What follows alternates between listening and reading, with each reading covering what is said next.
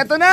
Nagpaparamdam na naman! Ang ating Mahiwagang Burnay!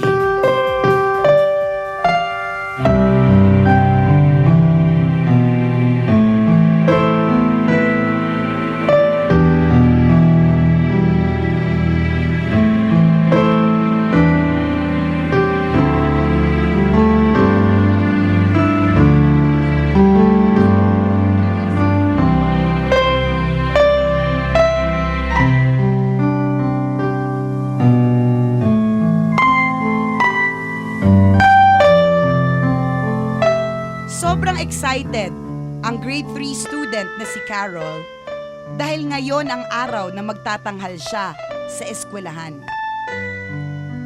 Ready na ang kanyang costume at makeup para sa pagbibidahang role bilang si Sleeping Beauty sa isang dula. Pag-akyat pa lang niya ng stage ay sinalubong na siya ng maraming palakpakan. Kaya naman ginanahan siyang magtanghal hanggang sa dulong bahagi ng palabas. Subalit sa isang eksena sa dula, ay labis na kinabahan si Carol. Ito ang eksena na hahalikan siya ng Prince Charming para magising mula sa mahabang pagkakatulog. Kinakabahan siya dahil ang gaganap na Prince Charming sa palabas ay ang kanyang crush na si George. Pero partner, parang ayoko naman ma-excite. Grade 3? Na-excite tayo para sa kanila kasi tayo medyo may alam na. Grade 3? Ano ba yan? Okay. Sa backstage ay binulungan ni Carol si George. George! Sundin mo yung pre-practice natin ha. Sa pisngi mo lang ako pwedeng halikan. Huwag kang loko-loko dyan. Susumbong kita sa mami ko pag di ka sumunod sa usapan natin. Masungit na sabi ni Carol. Huwag kang mag-alala, Carol. Susunod ako sa usapan natin. Pero sisiguraduhin ko na magigising ka talaga sa halik ko. Pabirong sabi ni George. Maya-maya ay dumating na ang guro ng mga bata. Carol, George, mag-ready na kayo. Magla-lights on na. Napaka-crucial na eksena na ito kaya galingan ninyo. At bumukas na ang ilaw sa entablado. Makikita si Sleeping Beauty na nakahiga sa isang kama na puno ng mga bulaklak. Mahimbing ang kanyang pagkakatulog na tila wala ng buhay. Maya-maya ay biglang darating si Prince Charming. Nilapitan niya ang natutulog na prinsesa at sadyang nabighani sa kanyang ganda. At dumating na ang eksena na pinakahihintay ng lahat. Unti-unting inilapit ni Prince Charming ang kanyang mukha kay Sleeping Beauty at dahan-dahan niya itong hinalikan. Hinalikan niya ang prinsesa, hindi sa pisngi, kundi sa labi. Wala nang nagawa pa si Carol kundi ituloy ang eksena. Gumising siya at niyakap si George, kasabay ng palakpakan ng mga manunood. Nang matapos ang dula ay agad na kinausap ni Carol si George. Salbahe ka talaga, George. Sabi ko sa pisngi mo lang ako hahalikan, bakit mo ako sa lips sinalikan? Galit na sabi ni Carol. Huwag ka nang magalit, Carol. Maganda naman ang kinalabasan na eksena, di ba? Marami naman na natuwa. At isa na ako doon. Dahil ikaw ang first kiss ko. Sabi ni George. Yes. Salbahe ka talaga? Sinadya mo pala talaga na halikan ako sa labi? Ikaw din ang first kiss ko na hindi ko makakalimutan ng araw na to. Diyan ka na! Sabi ni Carol. Bagamat nagkatampuhan, sa huli ay nagkabati rin sila Carol at George. Naging usap-usapan ang kissing scene nila sa buong eskwelahan. Isang bagay na marahil ay hinding-hindi na nila malilimutan hanggang sa kanilang pagtanda. Pagdating ng high school, ay kinailangang lumipat ni George ng tirahan.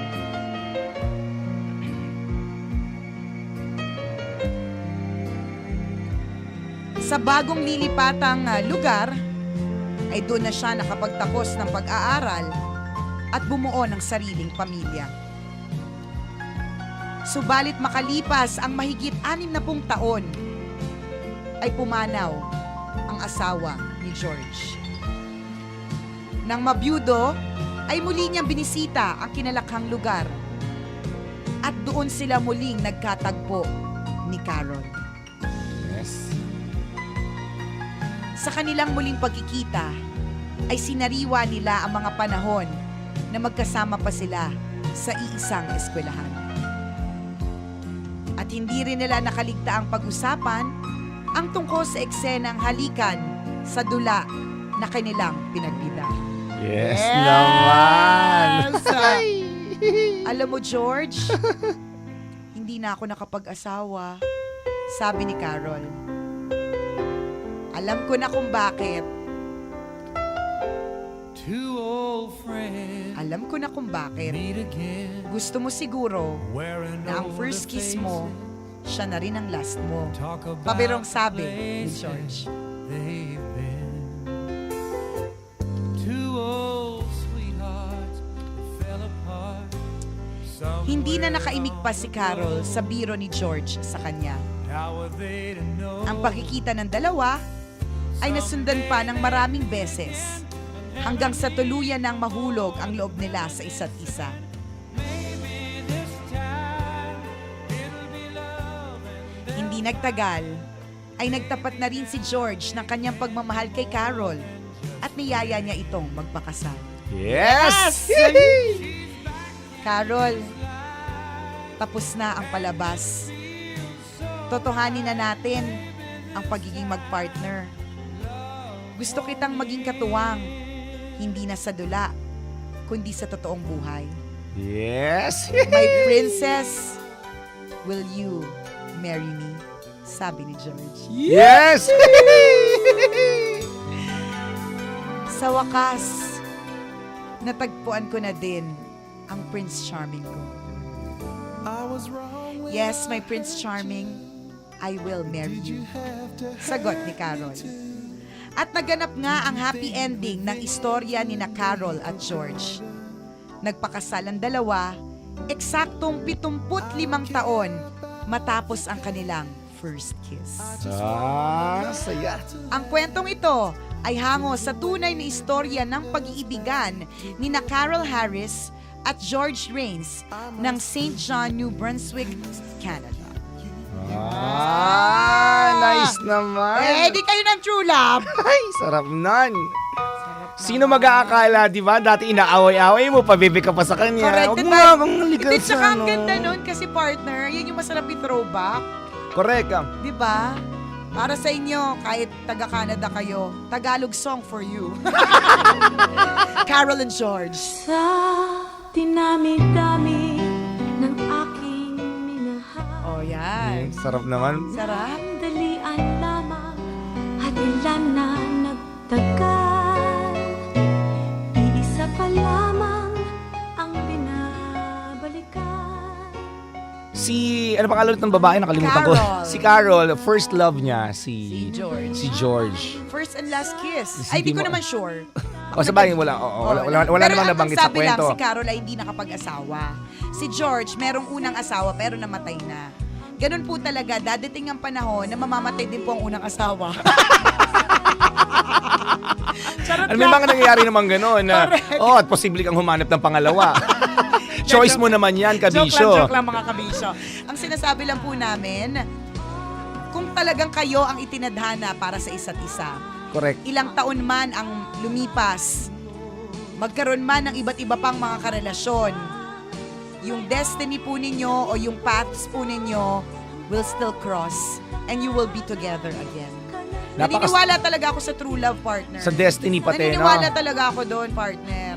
Meron eh. Meron. Naniniwala Huwag din mag-alala. ako, darating at darating din ang para sa mga taong naghihintay. Wait lang tayo! Darating din ang tamang tao para sa atin. Alam mo, partner, I'm I'm so excited kung sino magiging love life ko. Promise, hindi ko siya lalaitin.